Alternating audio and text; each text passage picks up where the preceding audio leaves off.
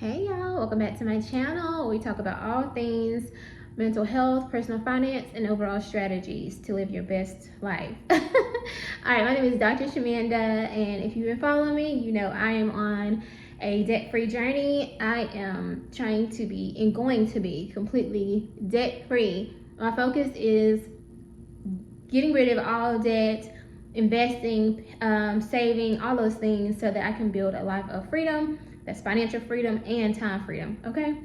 My goal is to be able to just travel and live and enjoy life and give and serve and be work optional. So, of course, that's something that's important to me, is being able to work and serve because I want to, not because I need to pay my bills or pay off some debt. And the one debt that I did not tell you all about is my car loan. And I think that the reason why I never talk about that, even though I've been paying, it's been part of my budget, is because years ago when I started following Dave Ramsey, you know, he pushes you to buy a car cash. And I was such a proponent of that. Like, that resonated with me so much.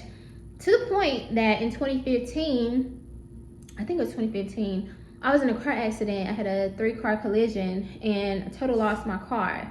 I had a Toyota Camry, which I loved that car.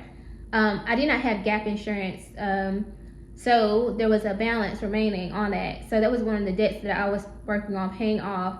So I was able to pay that off, and I made a commitment to myself that from then on, I was going to pay cash for any car I ever purchased.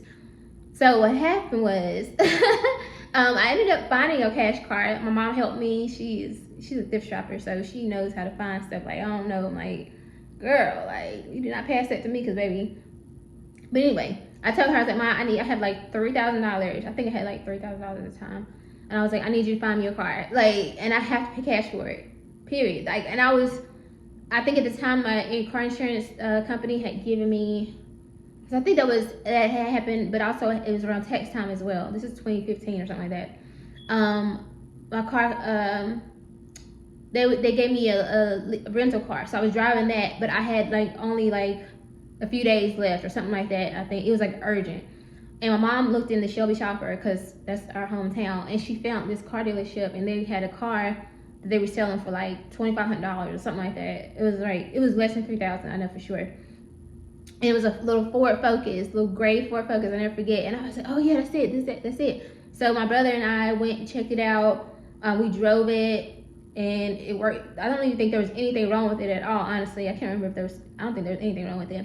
I remember filling out the paperwork, and I just felt so amazing paying for that car cash. Like, it was so amazing, and I'll never forget that moment. So I drove that car for 2 years, y'all. I mean, literally, until it literally stopped working. I mean, I was in Atlanta by the time it stopped working.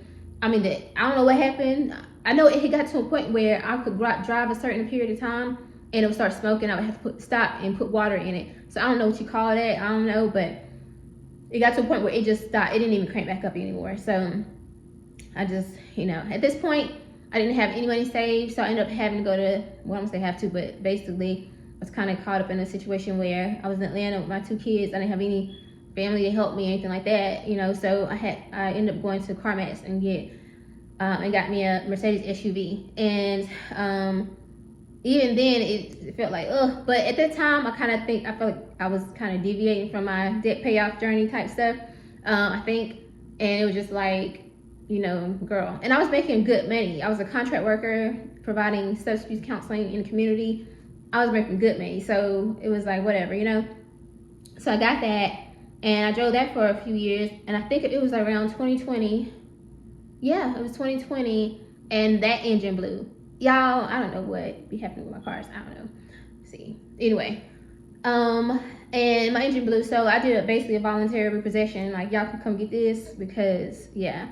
And at the time, I had an option. I could have fixed it or whatever, but that was when I was reshooting my movie. So I was like, do I want to put money into this car and get it fixed and all this, or I need to save this money and like get it, put it toward making my next movie, because at that time I had shot my movie and it didn't work out and I had to do it again. So I just made that sacrifice, and I was like, you know what, whatever.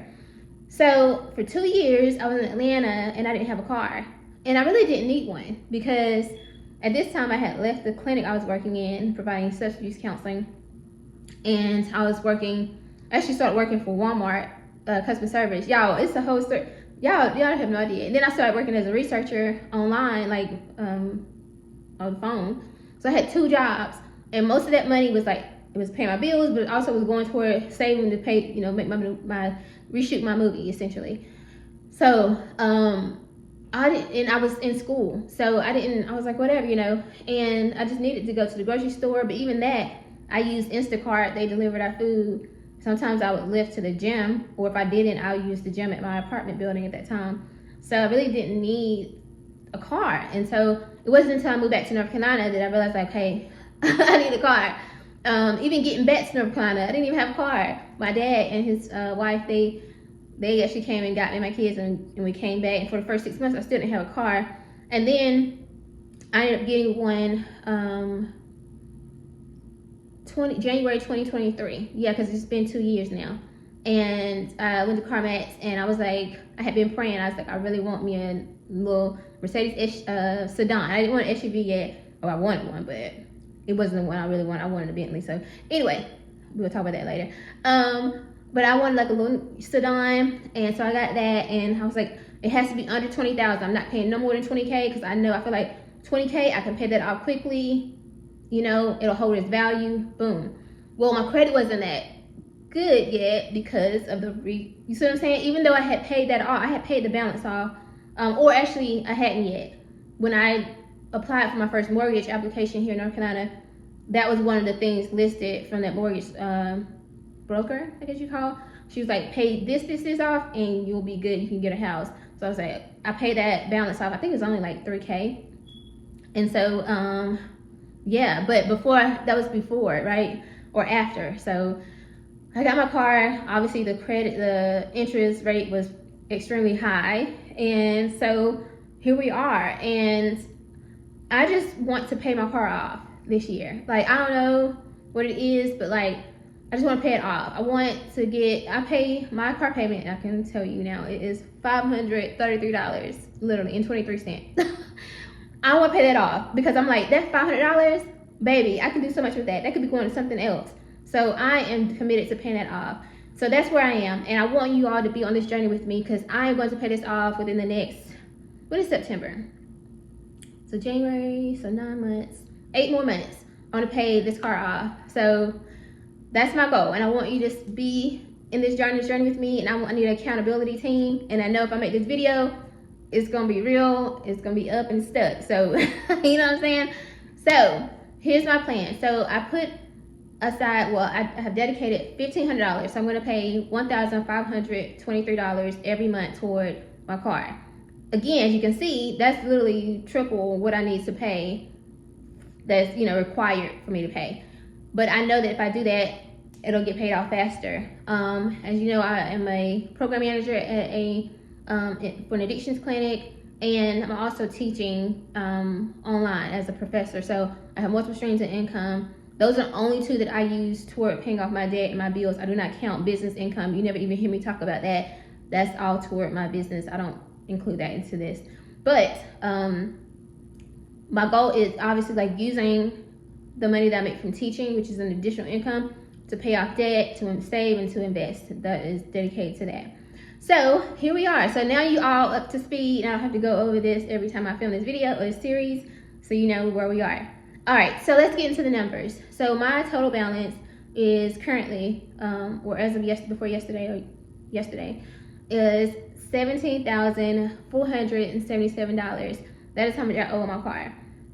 I think originally it was like 19,000 or something. As you can see, you really don't really put that much of a dent in it because the interest rate be so high. So I'm like, no, y'all not about to play with me. I'm like, My student loans, I think, kick in around September because of the whole thing with the government, whatever, right now. So my goal is I want to have it paid off by September, or like the month of September at the latest. So yesterday I made my first $1,500 payment. I paid $1,523 to my car payment. My current balance, because it updated this morning, is $16,478.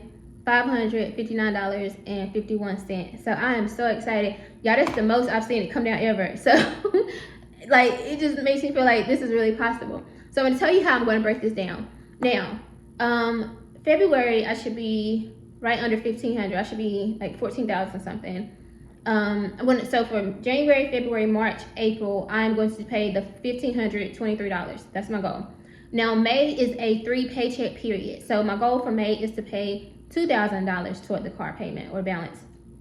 During that month, I should have maxed out my Roth IRA. That is another thing I am doing this year, and I'm going like changing up. So I maxed out last year for the first time, $7,000.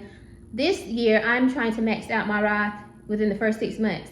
So to give myself back that money, if that makes sense, right? Because again, I'm preparing for my student loans and my mortgage, which will be the only debts I have by the time October runs around or comes up. That's my goal. So I am going gazelle intense on any debts. I have some taxes, IRS taxes left, and then my car. And that after I pay those off, all I have is my student loans and my mortgage. So as you can see, that is my focus. So May, $2,000. June, because I will be maxed out my Roth, I can roll that 500 or that 1,000, whatever, into my car. So I'm just gonna say I'm gonna add an additional $1,000 basically. So for June, July, and August, my goal is to pay $2,500 toward the car balance. And then September should be the final payment, and that should be less than $2,000.